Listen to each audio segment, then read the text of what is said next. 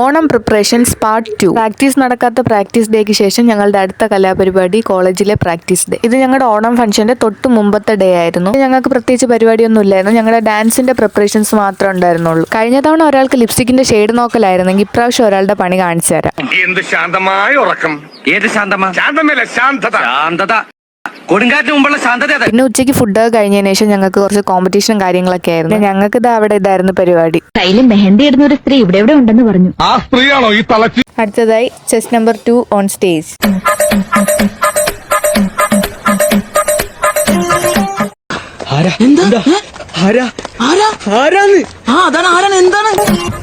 ഈശ്വരോ, ഇതെന്തൊരു പാട്.